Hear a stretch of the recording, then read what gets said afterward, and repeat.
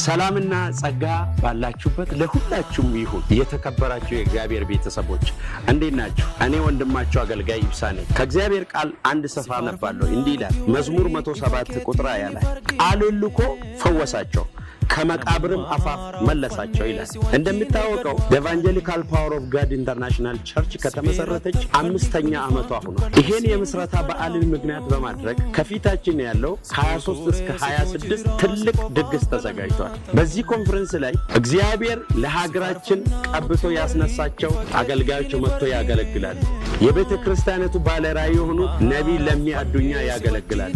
እንደዚሁም ነቢይ ጉተማ ጀቤሳ፣ ዘማሪ ተመስገን አለማየሁም እንደዚሁ የቤተ ክርስቲያናችን አገልጋዮች መጥቶ ያገለግላሉ።